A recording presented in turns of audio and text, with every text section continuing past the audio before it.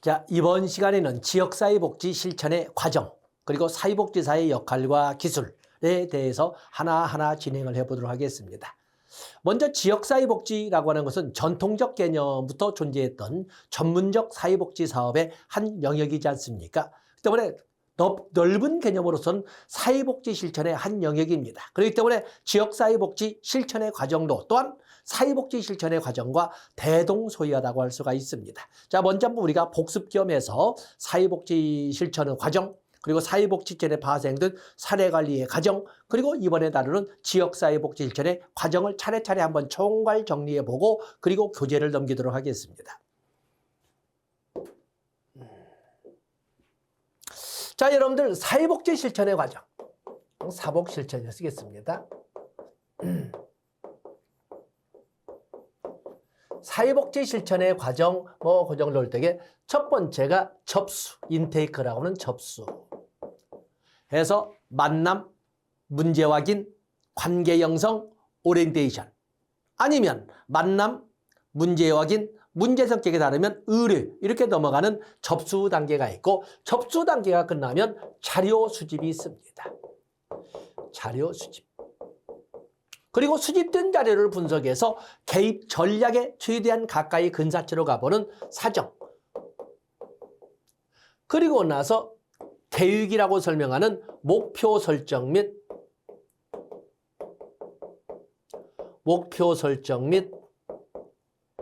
계약이라고 이렇게 우리가 했고, 목표 설정은 우리가 사정 결과의 명료화,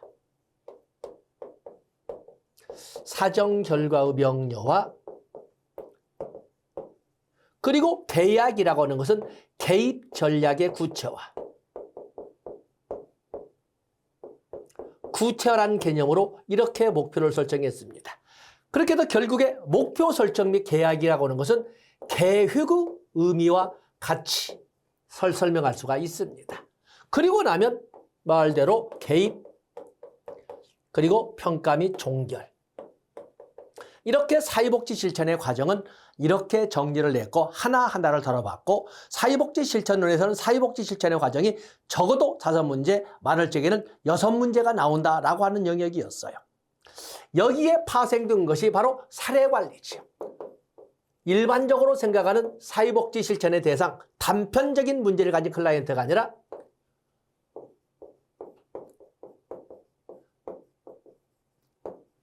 사례관리의 과정. 이렇게 사례관리 이렇게 보시면 보기 싫으니까. 사례관리도 역시 사회복지 실천의 과정인데 약간 차이가 있죠. 여기는 단편적인 문제가 아니라 복합적이고 다중적인 문제를 가진 개별 클라이언트를 대상으로 하지 않습니까? 그 때문에 과정은 사실 여기도 마찬가지로 접수. 그리고 자료 수집과 사정은 일반적인 사회복지 실천에서도 마찬가지입니다만, 그건 거의 동시에 아니면 순환적 과정으로 왔다 갔다 하기 때문에 그냥 우리가 이론적으로 하기 때문에 자료 수집, 그리고 사정 이렇게 한다는 point 사실은 동시에 이루어지기 때문에 이 사례관리에서는 양자를 묶어서 그냥 사정이라고 했습니다만, 여러분들은 자료 수집 및 사정이라고 보시면 됩니다.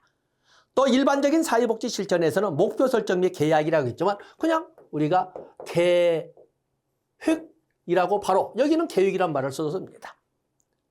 그리고 난 다음에 개입을 하게 되는데, 사례관리에서는 개입을 하게 되는데, 일부에서는 개입 따로 또 개입의 문제가 또 일반적인 사회복지 실천과 다른 것은 단편적인 문제가 아니라 복합적이고 다중적인 문제가 있기 때문에 개입의 모습이 다릅니다. 모든 다중적인 복합적인 문제가 똑같은 속도로 긍정적인 방향으로 치유가 된다거나 발전적 방향으로 나아가면 좋으련만 어떤 것은 호전되는데 어떤 것은 악화되고, 이런 것이 자꾸 번갈아 가면서 하다 보니까 여기는 끊임없는 중간 개입 및 재사정의 절차가 있습니다. 그래서 개입이라고 할 적에 그냥 거기서 중간 점검을 모니터링이라고 하는데, 그래서 점검 및 재사정이란 말을 이렇게, 이것이 반복되는 개입이 있는 거예요. 그리고 나서 평가 및 종결 이렇게 되는 거죠. 그래서 사례관리에서는 특히 개입 단계에서 점검 및 재사정의 끊임없는 반복이 이렇게 진행이 된다는 것을 알아주시면 됩니다.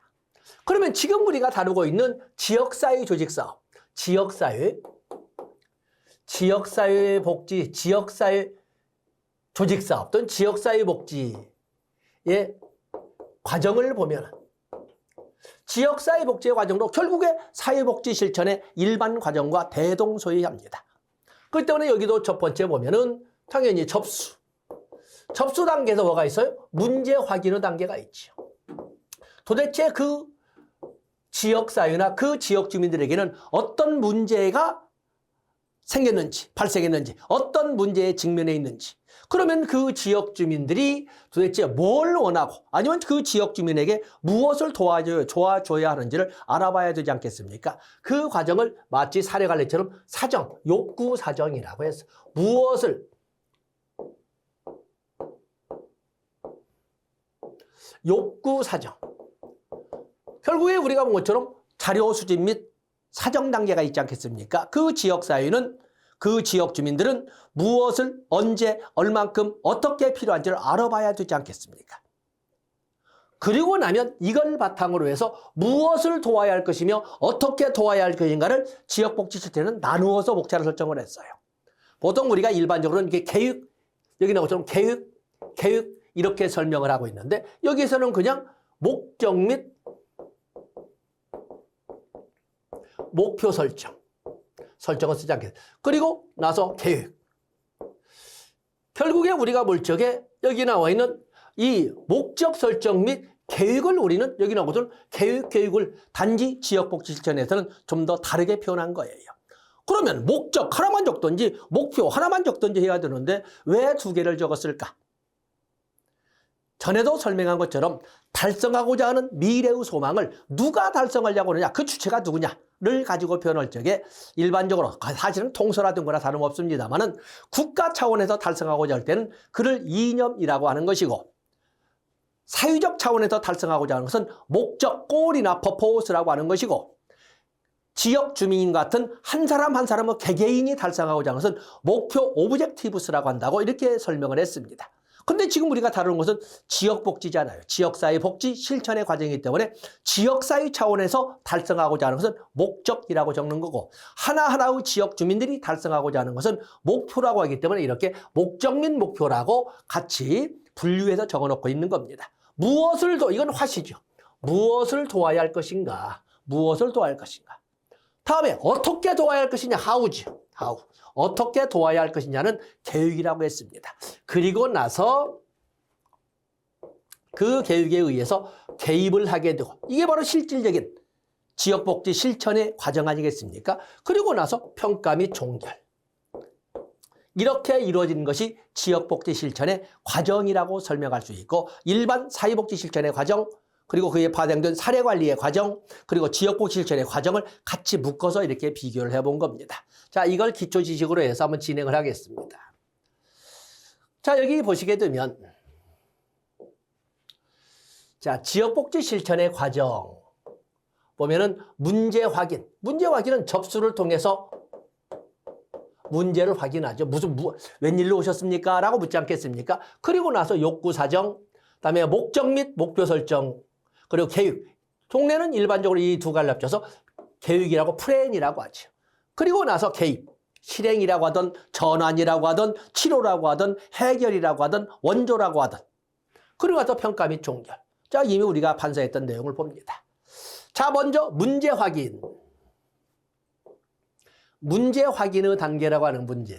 도대체 그 지역 사회에는 또 지역 주민들에게는 어떤 문제가 발생해 있는가? 그 지역 사회에는 어떤 문제에 직면해 있는가를 확인하는 것을 문제 확인이라고 합니다. 그래서 이 문제 확인은 여러 가지 문장을 좋게 이렇게 쓰고 있습니다만 결국에 문제 확인, 문제에 대처하는 데 있어서 지역 사회에 대한 이해를 깊게 해준다. 문제에 대처하는 데 있어서 그 문제의 성향이나 문제의 유형을 한다면 문제에 대처하는 데 있어서 지역사회에 대한 이해를 좀 더 깊게 해준다. 도덕적인 얘기입니다. 한번 쭉 읽어보시면 됩니다. 그래서 도대체 지역사회나 지역 주민들에게 고민거리인 것이 무엇인가를 찾아내는 것을 문제 확인이라고 하고 그리고 그것이 확인이 되면 도대체 누구를 대상으로 도와야 하는가가 결정이 될 거예요. 만약에 이 문제를 확인한 결과 그 대상이 지역 주민 전체라면 당연히 지역사회 개발 모델로 진행을 할 것이고, 아니면 뒤집어서 지역사회 개발 모델로 지역복지 실천을 이끌어간다면 지역 주민 전체를 표적 집단으로 하지 않겠습니까? 표적 집단이라는 것은 핑커스와 미나의 4체계 모델에서 본 것처럼 진정 변화가 필요하다고 인정된 집단을 표적 집단이라고 하지 않습니까? 만약에 그 표적 집단을 그 문제 해결을 통해서 혜택을 받을 수 있는 이용자나 수혜자로 본다면 사회 교육 모델로 진행이 될 것이고, 만약에 그 클라이언트 표적 집단을 그동안에 서운함, 지역사회에 같이 살면서 서운함으로만 가득 찬 소외된 계층이라고 있는 주변 부인에 있는 사람들로 한다면 사회 행동 모델로 실천을 진행을 하게 될 겁니다. 그래서 저는 문제 확인에서는 문제를 확인하고 그리고 표적 집단을 결정하는 단계를 문제 확인 단계라고 합니다.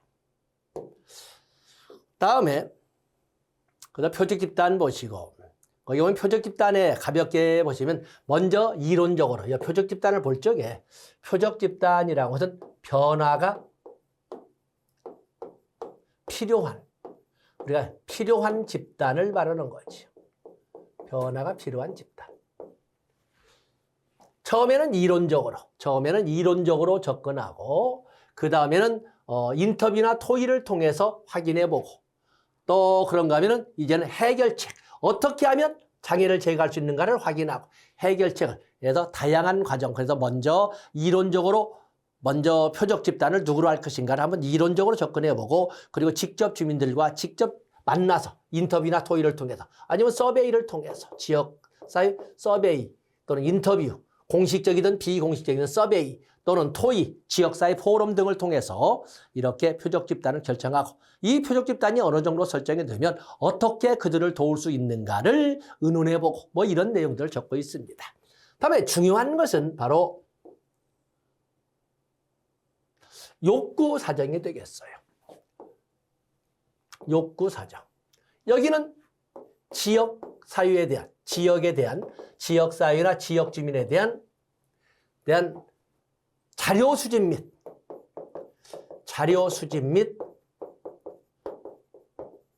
사정의 단계를 묶어서 욕구 사정이라고 합니다. 그 지역사회나 지역 주민이 무엇을 필요로 하며, 언제 필요하며, 얼마큼 필요하며, 어떻게 필요한지를 알아보고 그걸 바탕으로 해서 개입 전략을 수립하는 단계를 이렇게 욕구 사정 단계라고 합니다. 때문에 욕구 사정에는 말 안 해도 자료 수집 및 사정, 이렇게 단계가 설정이 되는 겁니다. 사정이란 뭐다, 이것은 우리가 사회복지 실천을 봤으니까 되어 있고, 거기 보시면 뭐 욕구 대상도 어떤 지역 주민 전체라고 생각하시면 됩니다. 욕구 사정의 유형은 여러 가지가 있는데, 뭐 종합 사정도 있고, 지역사회 전체를 대상으로 하는 포괄적 사정인 종합 사정도 있고, 아니면 지역사회에 어떤 문제가 있는지 도저히 감이 안 잡힐 때 사전적, 예비적으로 시행하는 탐색적인 사정도 있고, 또 문제에 초점을 두고 문제지향적 사정도 있고, 아니면 여러 개의 하위 체계로 나눠놓고 하는 체계별로, 아니 하위 체계별로 하는 하위 체계 사정도 있고, 또 자원 사정, 얼만큼 필요한지를 알아보는 자원 사정도 있고, 또는 협력적 과정에 대한 협조적 사정도 있고, 뭐 여기 이런 등을 예로 들어볼 수 있다는 것이지, 이건 많이 있다고 설명하는 것은 아닙니다.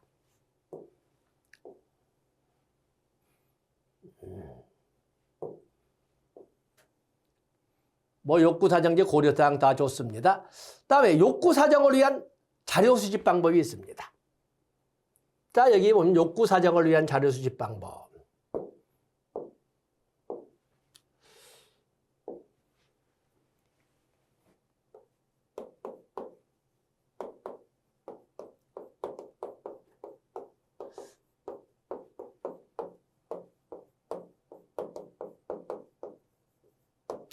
지역복지 실천에 있어서 욕구 사정이라는 것은 뭐 일반적인 사회복지 실천의 사정과 똑같이 자료 수집 및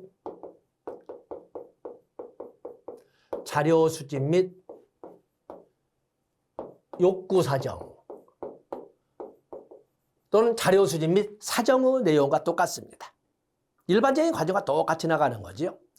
그렇게 되면 문제가 나올 적에 양적 자료 수집 방법, 양적 욕구 사정 방법, 질적 자료 수집 방법, 질적 욕구 사정 방법은 같은 말로 생각하시면 됩니다. 사정이란 말에는 말 안 해도 자료 수집이 들어있는 거고, 자료 수집이란 말에는 말 안 해도 그 수집한 것을 어디다 쓰려고? 사정하려고. 이렇게 하는 거거든요. 그래서 여기 보시면 양적 자료 수집 방법도 있고 질적 자료 수집 방법도 있습니다. 양적 자료 수집 방법에는 구조화된 서베이, 구조화된 서베이.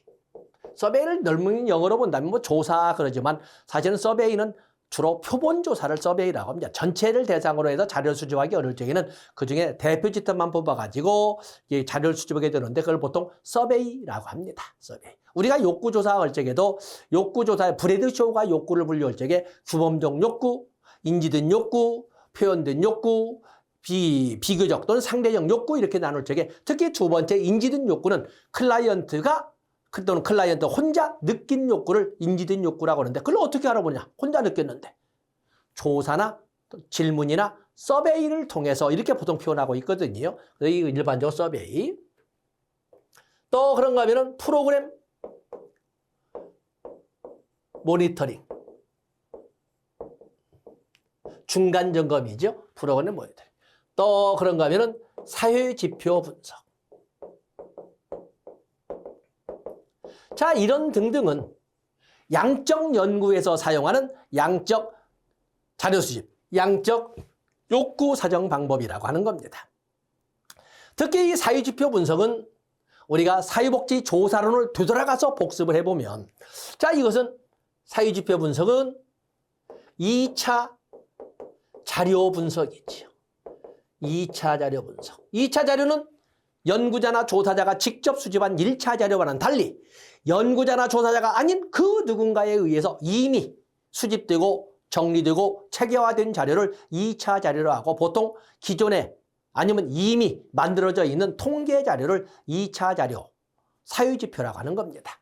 그렇기 때문에 이 2차 자료 분석인 사유지표라는 자료는 연구자가 그 2차 자료인 사유지표를 만들 때 그 대상자에게 이야기를 걸 틈도 간섭을 할 틈도 영향력을 행사할 틈도 없는 거예요. 그렇기 때문에 사유지표 분석인 2차 자료 분석은 비관여적 개입이다.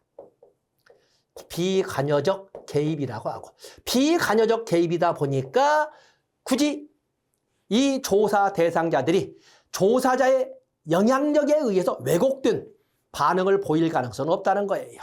그래서 조사 반응성, 그 말은 조사 반응성을 제거할 수 있다. 조사 반응성을 제거 또는 배제할 수 있다. 만약 호손 효과가 발생할 가능성은 없다. 이렇게 설명할 수 있는 것이 사유지표 분석이에요. 지금 사회복지 저 혼자 강의를 하다 보니까 사회복지 조사론에서 했던 것을 다시 한번 복습해 왔습니다. 그에 비해서 질적 자료 수집, 질적 자료 수집 방법에는 지역사회 포럼, 명목집단 기법, 초점집단 기법, 델파이 기법, 지역사회 서베이, 또 공식적 인터뷰, 비공식적 인터뷰, 주요 정보정보자 기법 등등 다양한 기법들이 존재를 합니다. 그중에 주로 출제가 되는 것은 지역사회 포럼, 명목집단 기법, 표점집단 기법, 델파이 기법이 주로 출제가 된다고 보시면 됩니다. 자, 먼저 우리가 지역사회 포럼,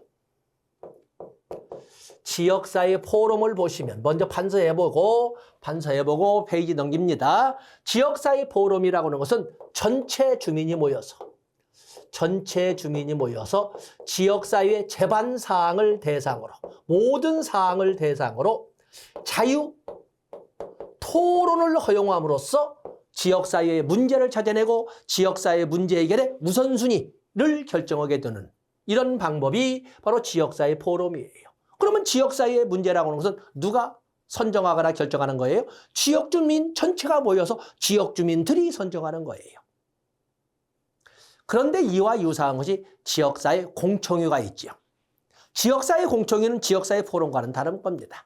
지역사회 공청회라고 하는 것은 관에서 결정한 문제에 대해서 지역주민들은 어떻게 생각을 하고 있는지를 알아보는 법률 규정에 의해서 강제되는 절차를 지역사회 공청회라고 합니다.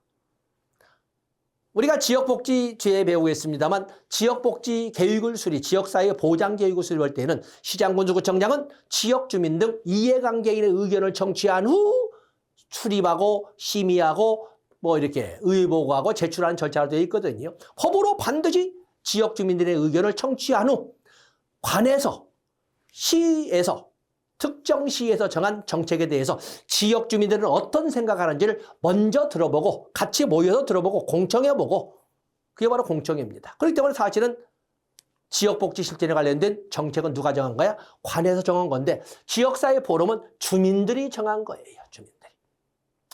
그중에 여기 자유토론이 나오지 않습니까? 자유토론. 자유토론은 참 우리가 보면 아주 바람직한 것 같은데 자유토론은 거의 완벽할 정도의 훈련되지 않은 사람들은 자유토론을 못합니다. 자유토론이라는 것은 각자 자기의 의견을 지역사회 저는 청소년 문제에 대해서 저는 공원 문제에 대해서 저는 상하수도 문제에 대해서 각자가 생각하는 지역사회의 문제를 가지고 의견을 발표하면 그거에 대해서 질문도 하고 이의도 제기하고 반론도 제기하고 막 이렇게 하는 절차로 이루어지는 것이 자유토론인데 문제가 있습니다. 훈련이 안 되면 사유자가 아무리 차례를 매겨줘도 방해 요인이 존재를 하는 거예요. 괜히 마른 기침한다든지 괜히 혼자 중얼거리지 미치는 쓸데없는 소리 이렇게 해서 아니면 눈으로 레이저를 쏴서 자꾸 저희 시각을 이용한 압박을 한다든지 이런 방해 요인이 존재할 수 있거든요. 그래서 이런 문제를 해결하기 위한 과정이라고 할 수 있는 것이 바로 명목 집단 기법이 되겠어요. 명목 집단도 전체 주민이 모여 지역사회의 모든 사항을 가지고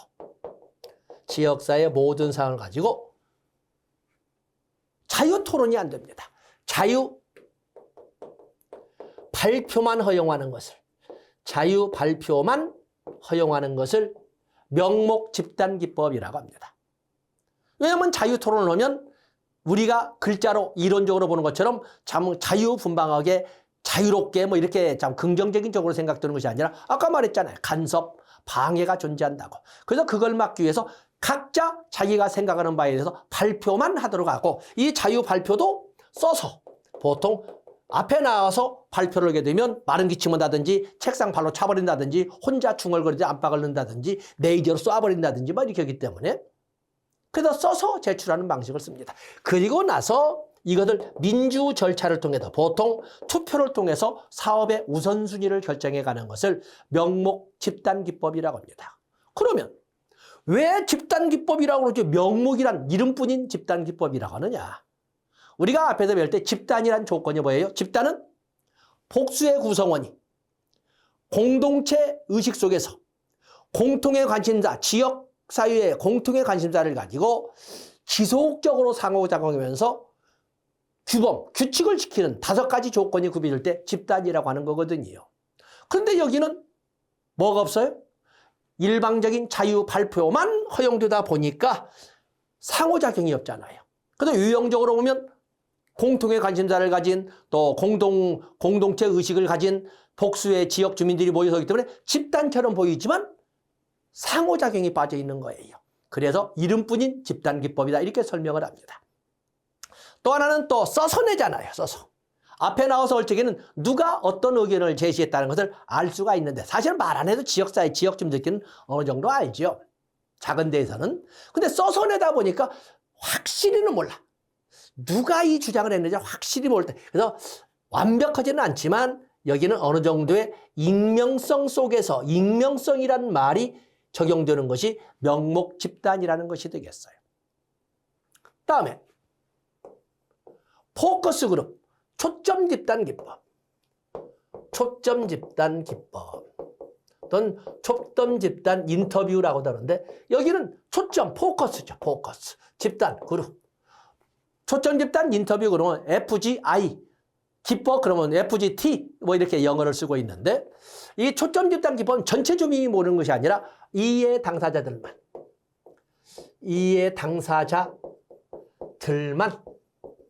모여서 모든 사항이 아니라 특정 문제만 가지고 끝장보기 토론, 자유 토론, 끝장보기 토론을 하도록 하는 방법이 초점 집단 기법이 되겠어. 여기는 공개석상에 서는 거잖아요. 그래서 특정 지역 사회의 특정 문제만 가지고 그 문제에 대한 전문가나 그 문제에 대한 이해 당사자들만 모여서 끝장보기 토론을 하는 것을 초점 집단 기법이라고 하는 거예요. 그에 비해서 델파이 기법이 있죠. 델파이는 여러분 봤죠? 델파이. 여기는 전문가들만 대상으로 반복되는 질의응답 속에서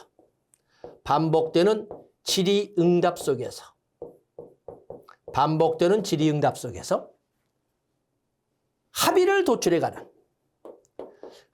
도출해가는 이런 전문가 합의법을 델파이 기법이라고 하는데 핵심은 이 전문가들이 누군지를 모른다는 거예요. 그래서 여기는 익명성이란 특징을 가장 큰 특징으로 합니다. 익명성. 그래서 델파이 기법은 익명성이 보장되는 전문가들만을 대상으로 반복되는 질의응답 속에서 합의를 도출해가는 방법이다라고 하는 것이 델파이 기법 전문가 합의법이라고 하는 것입니다.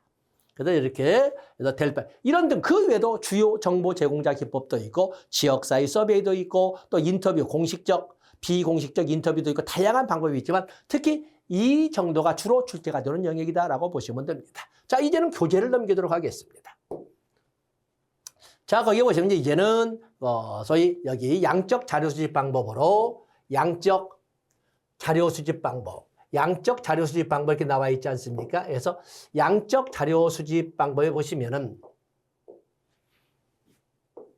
그냥 제목으로만 구조화된 서베이, 프로그램 모니터링, 또 사회지표 분석인 2차 자료 분석 이런 것 등이 있고 다음에 질적 자료 수집 방법으로는 여기 질적 자료 수집 방법은 앞에 한 것처럼 지역사회 포럼, 명목 집단 기법, 초점 집단 기법, 델파이 기법을 중심으로 해서 다양한 방법이 있다는 걸 봤습니다. 먼저 지역사회 포럼, 이렇게 다른 말로 지역사회 공개 토론이라고 하는데 먼저 읽어보시되 지역 주민 전체가 모여서 지역사회의 모든 사항을 대상으로 자유 토론을 허용하면서 문제도 찾아내고 문제 해결의 우선순위도 결정하는 방법을 지역사회 포럼이라고 한다. 근데 문제가 있다면 자유 토론이라는 단어가 듣기는 좋으나 현실화하기는 어렵다는 그런 문제가 있다는 것을 설명을 드렸습니다. 그래서 여기 보면 단점에 이렇게 단점되어 있죠. 그래서 자료들이 너무 좁거나 너무 클 수도 있고 대표성을 가진 그 말하는 사람이 발표한다는 사람이 진정 지역사회 전체를 대표하는 사람이라고 할 수 있는가? 우리가 지역사회에 올 때 지역사회 주민이 5명, 7명만 있는 거 아니잖아요. 적어도 수십 명, 수백 명 있는데 각자가 생각하는 바가 다른데 어떤 사람은 앞에 나서기 좋아하는 사람이 있고 어떤 사람은 앞에 나서는 것을 두려워하는 사람도 있는 건데 앞에 나와서 온다고 해서 그 사람들이 지역사회 전체를, 지역주민 전체를 대표한다고 할 수 있느냐 하는 문제를 확인할 수 없다는 거예요. 자, 그런 것들을 적어놨습니다. 그리고 방해나 간섭, 그 말을 의사 진행이 어렵다 해서 제가 말씀드릴 때 방해나 간섭이 현실적으로 존재한다. 이런 걸 보시면 됩니다. 다음에 지역사회 포럼과 공청회 비교해놨고 다음에 명목 집단 기법. 명목 집단 기법 보신 것처럼 이 명목, 왜 명목 집단 기법이라고 했을까? 명목 집단 기법. 그래서 지역사회 주민 전체, 사전 제가 판서할 때는 지역사회 주민 전체라고 했지만 아까 말씀드린 것처럼 지역사회 주민은 몇 명, 몇십 명만 있는 거야. 몇백 명, 몇천 명이 이렇게 지역사회에 존재하지 않습니까? 때문에 지역사회 주민 전체가 모여야 더 합당하겠지만 무조건 많이 모인다 해서 다 모인다 해도 좋은 건 아니고 의사 진행은 불가능하니까. 그래서 실질적으로 다 모인다고 하지만 대표하는 자들만 모여서 진행하는 수 많습니다. 그래서 거기 보면은 여기 지역 주민을 한 자리에 모아 또는 주민 대표들을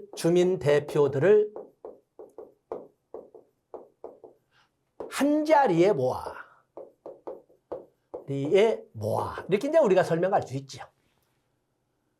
그래서 문제나 이슈를 제시하도록 하고 민주적 절차를 통해서 우선순위를 매기도록 하는 그 때문에 자유 토론이 아니라 자유 발표만 하도록 해서 그 발표된 자료만 가지고 민주 절차인 투표를 통해 우선순위를 정하는 방법을 명목 집단 기법이라고 한다. 근데 왜 명목이라고 했다? 상호작용이 없으니까. 자유 발표만 하니까. 그리고 또 하나 여기 책에는 없지만 익명성이란 말을 꼭 같이 적어 놓으셔야 되겠지요. 써서 제출하기 때문에. 그다음에 초점 집단 기법, 포커스 그룹 기법이 있지요. 특정 문제에 이해 당사자들이 모여서 자유 토론을 하게 함으로써 사업의 우선순위나 해결책을 강구하는 것을 초점 집단 기법이라고. 다음에 델파이 기법 됐죠? 델파이 기법. 전문가, 익명성이 보장되는 전문가들만을 대상으로 해서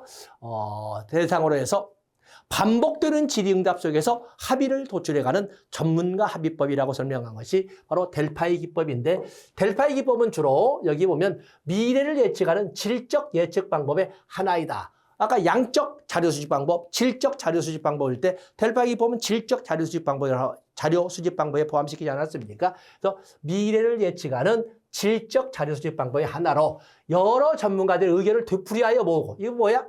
전문가들을 대상으로 반복되는 질의응답 속에서 이 말을 하고 있는 거예요. 나머지 쭉 보시면 되겠죠. 그 외에도 인터뷰, 공식적 인터뷰든 비공식적 인터뷰든 간에 이런 인터뷰들도 있고, 또 그런 민족지향적 조사 방법, 그냥 문화조사와 같은 똑같은 사항이나 똑같은 현상에 대해서도 지역마다, 인종마다, 또 시대마다 다 다르지 않습니까? 바로 이게 접근하는 그런 소위 질적 연구 방법이 민속지향적 방법, 상대론적 진리관의 입장에 있는 것입니다. 이렇게 해서 우리가 보면은 소위 문제를 확인하고, 문제 확인을 통해서 표적 집단을 결정하게 되면 자료를 수집하고 그 수집된 자료를 분석해서 사정하게 되는 것입니다. 자, 사정이 끝났으면 사정 결과를 가지고 구체적인 계획을 접근하는데, 구체적인 계획을 수립하는 전체가 무엇을 어떻게 도와할 것인가. 그렇기 때문에 이 사정이 끝나게 되면 무엇을 어떻게 도와야 할 것인가 나오는데, 무엇을, 이게 바로 목적 및 목표 설정이라고 하는 것이고, 어떻게라는 것을 계획 수립이라고 하는데, 보통 사회복지실은 이를 합쳐서 계획이라고 이렇게 설명을 했었죠. 그래서 이번 시간에는 여기까지 하고, 다음 시간에는 목적 및 목표 설정, 그리고 계획 수립, 그리고 개입, 평가 및 종결.